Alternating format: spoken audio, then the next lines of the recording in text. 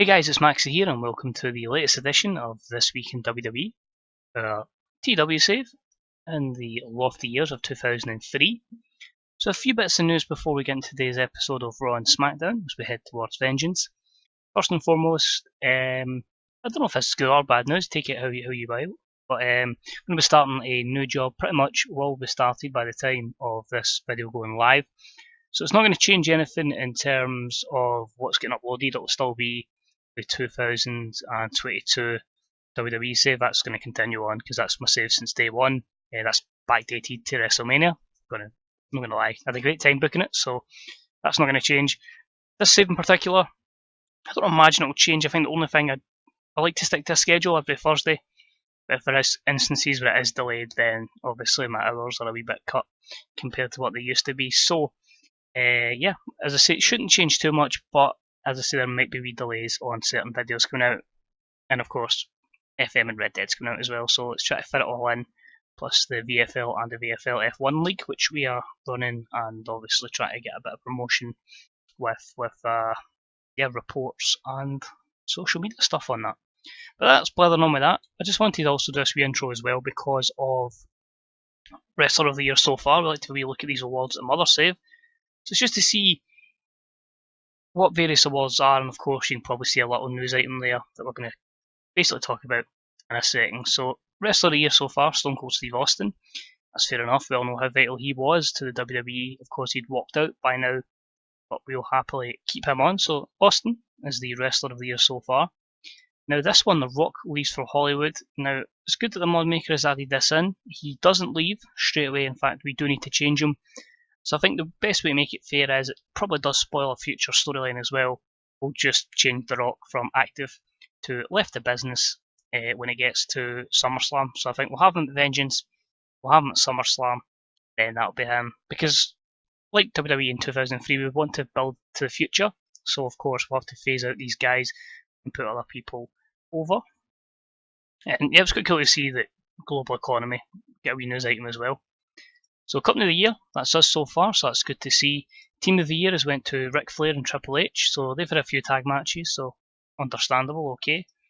Match of the Year went to Steve Austin and Shawn Michaels, defeating The Rock and Triple H. That was on an episode of Raw in March. Show of the Year went to Judgment Day 2003, so that's good, it's showing we're gradually improving as we go along. Young Wrestler of the Year so far went to 23-year-old Randy Orton, that's good. If we can turn him into that at the end of the year and then eventually into Wrestler of the Year, I'd be quite happy. Veteran Wrestler so far is Ric Flair. Female Wrestler is Manami Toyota. Independent Wrestler of the Year is the Sandman so far.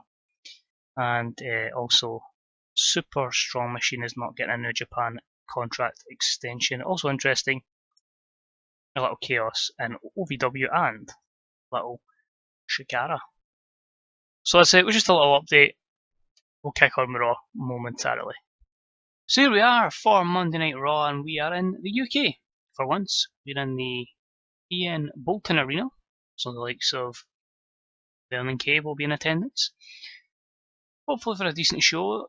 I like the idea of the storylines have carried on, everything kind of links together, so hopefully today, keep going the way we're going. Starts the show off pretty good. Eric Bischoff comes out. Tonight's main event is going to be Triple H in one-on-one competition with Kevin Nash. So interesting to see how these two mesh. It's a B+88 and it's to show off their strong start and it's the crowd hotter as well. So that's good. Storyline advances, gains heat. Pretty solid from Big Eric Bischoff. Opening contest. About the Had Star Power Wrestling and Little Heat. The team of Tommy Dreamer and Spike Dudley loses to 3-minute warning in 10:25 when Jamal beats Tommy Dreamer with the Samoan Spike. He shouldn't have become the hero last week, or the attempted hero, but he loses in this instance a C-57. Spike off his game. Rico doing good work at ringside. Good commentary team. Great chemistry between Spike and Tommy, so if we need a job or tag team going forward, my guys. Overall though, average performances. Good to see Rosie and Jamal into the mid-50s now, and it continues to gain them some momentum going forward. After the matchup, beatdown happens. Rico joins in, 3-on-2 assault. Jamal's performance was good in a D44. Maybe shouldn't have helped Rhino last week. Next up, music video. We're hyping, of course, the soon-to-debut Dr. Nick Dinsmore. That is an E-18. And then we have a video obviously promoting Rhino, just obviously showcasing the attack. But it's just a little thing saying he's going to come back and he's going to get his revenge on 3-minute warning. Then have a decent match that saw William Regal defeat the Hurricane in 8:36 by submission with the Regal stretch. E-74, of course, Hurricane's trying to get some confidence and momentum. The Rock's been bullying him, and unfortunately he just wasn't quite at the level of William Regal to gain some momentum. The crowd got hotter from this match, and it's a good win for the Englishman, of course, in his home country. Not too far from his home either. After the match, Hurricane, he's not celebrating, but he's down, he's beat up. And then the Rock comes down and the Rock just leathers him, hits him with the rock bottom. Doesn't even hit him with a people's elbow, just picks him up, rock bottoms him again. Good bit of heel heat, storyline advances, B77, Rock was a real star, and the Hurricane. Dreadful. Will that be the last we see of the Rock today? Stay tuned. Bikini contest as always, getting our quota of attractive females on the show. Stacey takes the win over Trish in a C+89. Al Snow is now in charge of hosting these. But because our Women's Championship is going to be on the line at Vengeance, Daphne comes down, beats Trish up again, and she stands above her tall with the Women's Championship. So it's a C-54. We then move into a squash match effectively. Our storytelling match of the evening as well, as Kane defeats Steven Richards in 2:04 with a tombstone pile driver.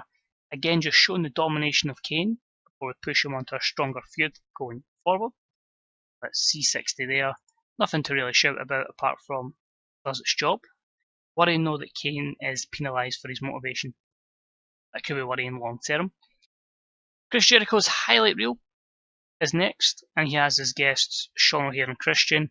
It just really puts them on their stop about why Christian decided to turn his back and why Sean O'Haire decides to follow him about like a lapdog, why he's his lackey. And that segment ends with Christian and O'Haire just beating Jericho down. C-56. I was hoping there'd be a lot more heat and better ratings in these, but again, we're building everyone up from scratch. So disappointingly on this day, Chris Jericho not looking to be in a good position.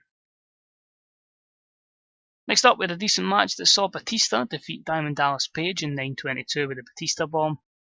Again, just getting over the whole poor gimmick for DDP, although this seems to have fixed that a little bit. It says he's not debuting a gimmick, so that's good. But in terms of where they are in their careers, it just makes sense for Batista to pick up the win in a C63 matchup. You can see negatives there for Page. Hopefully eventually he'll retire and will use his overness to put others over. Until then. Co-main event was a good match. Steve Austin against Mark Henry. Austin picks up the win over the world's strongest man. I was going to say most dangerous there, but strongest man. In 13:48 with the Stone Cold Stunner. I think a B82 is acceptable here. It moves the storyline along. Henry was tiring, so it might help his stamina going forward. Not enough selling shown, which is a bit annoying. Austin's high performance and overness will carry this match. Negatives here, you can see there, both men's stamina, which is running a 13-minute match, selling, so that probably would have been a good bit higher. After the match though, The Rock comes in. A lot of heels getting the benefit tonight, but he comes in and just rock bottoms Austin and just calls him a piece of trash jabroni, etc. So B+88 for that. Again, pretty happy with that, that's all good. Triple H promo on Kevin Nash. He says, we've been back a long time, former members of the clique, but this is Triple H's show, it's Triple H's company.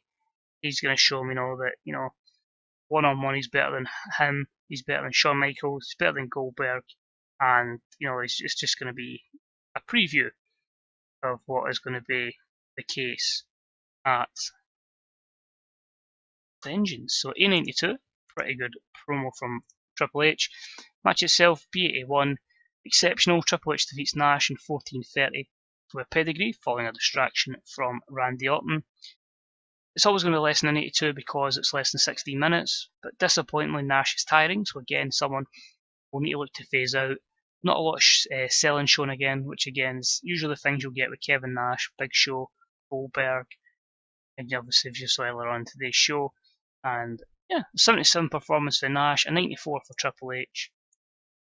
As you see there, short match length, declining physical ability, so Nash is really on his last legs, effectively.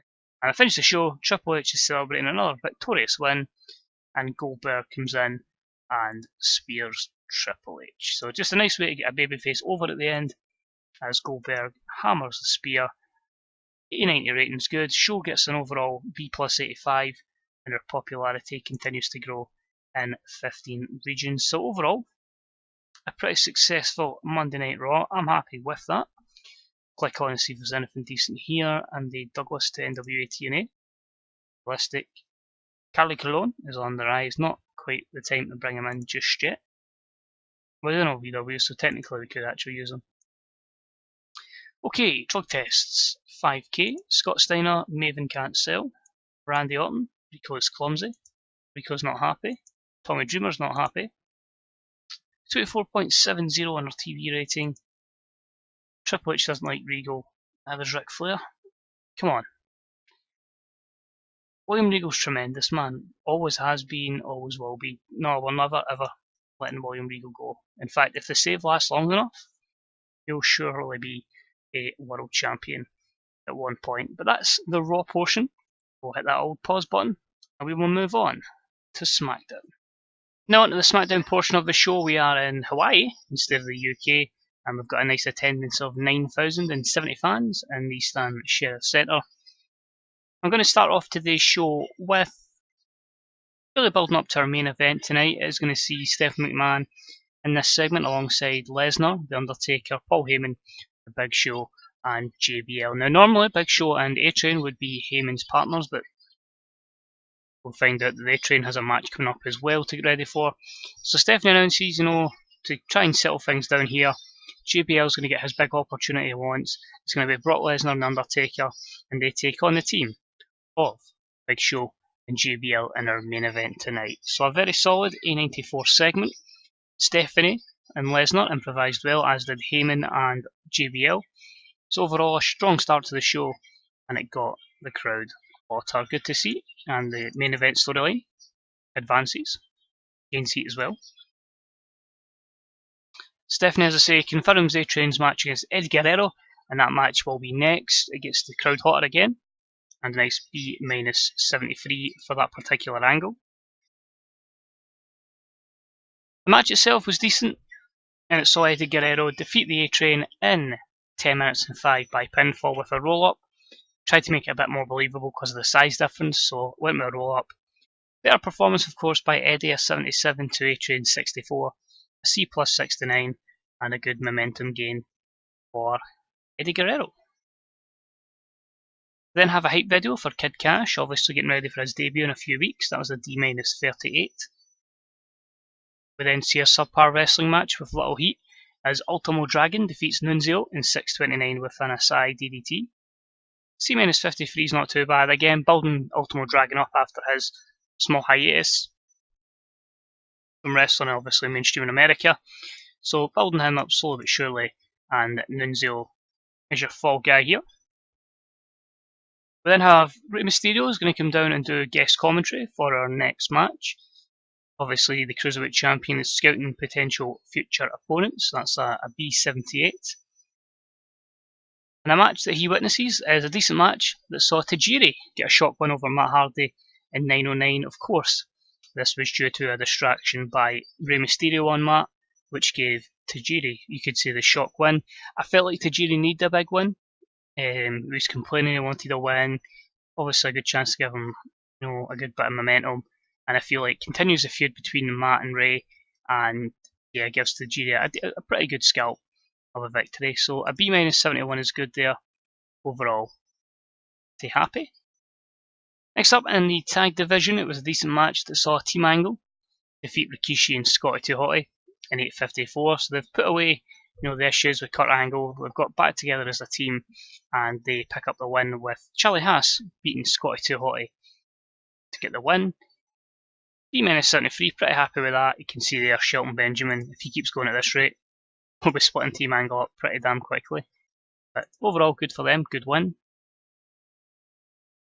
Usual bikini contest with Sable defeat Tori Wilson, B-74, covers our attractive female quota. Then we have an extremely short match that saw Hulk Hogan defeat Jamie Noble in 5:02 with Atomic Leg Drop. So again, Noble just wants that opportunity to beat Hulk Hogan, but not this day. Good to see they carried to a B-71 match, so happy with that. Noble improves performance skills.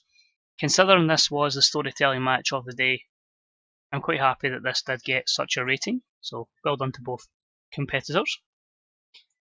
After the match though, Hulk Hogan decides to celebrate, and we have Kurt Angle come down and beat him up. So obviously the distraction, like last week, sees Kurt Angle, just say cheers Jamie Noble, he's distracted Hulk Hogan again, and Angle will take advantage. So that is an 889 there, so that's pretty good to see.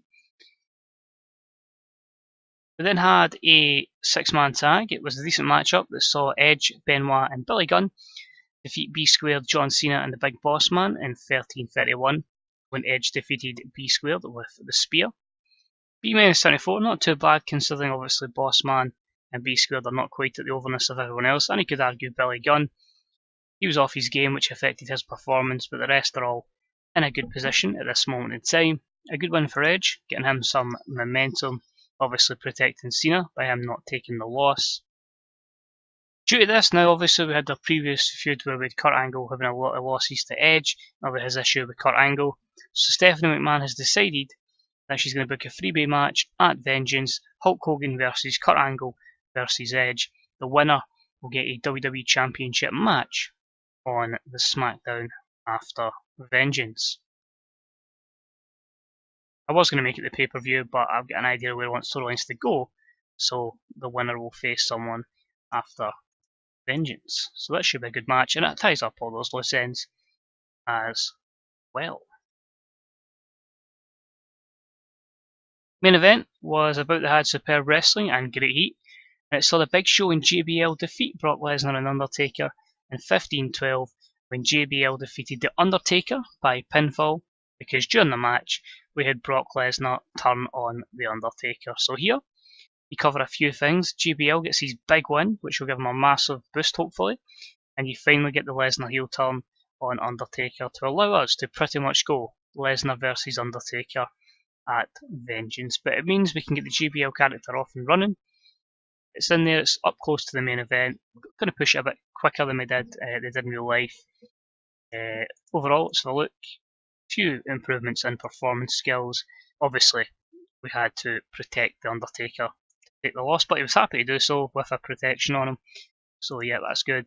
And after 10 segments, the turn was a complete success. Brock Lesnar is now a heel. Just prefer him as a heel. And yeah, I wanted to do Lesnar v Taker, so sums it up. And end the show, Lesnar puts the champ, the Undertaker, through a table, just showing how dominant he is. Performance of Brock was good. Storyline gained heat, and Undertaker came across as a real star. Overall, a B82, so obviously because the two co-main event and main event weren't amazing matches, they were okay, they'd done a job. No specific comments to be made, but I think it's done well in terms of storyline progression. You already look at Vengeance, then you've got a couple of matches made up, and you can see up and down the card a lot of people are pretty much occupied in storylines, so I think we're in a good place with it. We're now just 2 weeks to go until the pay-per-view, and then obviously we need to put the finger out and get a proper show. Oh, there's a hit mic there. Proper show on the road for SummerSlam. A wee quick look here, let's see what we've got. Feedback's good, that's brilliant to see. Chad, he was someone I always used to sign in EWR. Chad Collier, he was always one that used to be really good in EWR. I used to push him to the moon and that. That's quite cool to see him pop up. Let's see. Automo Dragon doesn't connect. Tajiri doesn't connect. It's never anything positive these days, to save, it's always negatives. Also touching on EWR, obviously I mentioned at the start of the video, videos may be delayed. There was plans for an EWR save to come to YouTube, I'm not going to lie, I was really toying with the idea. And it would have been, I think, just as the Shield had formed. No, in fact, it might have just been before Punk had split, so I think that was a year after the Shield. Sorry. But again, because of timing, time's just not going to be there to do it, so it's a shame, but it would have been a nice idea. But you never know, maybe one day in the future. But as for now, that plan has been put on ice. But that was today's episode. I hope you did enjoy it. As always, thanks for watching, and hopefully we'll see you next week for some more in This Week in WWE 2003. Thanks for watching. Bye bye.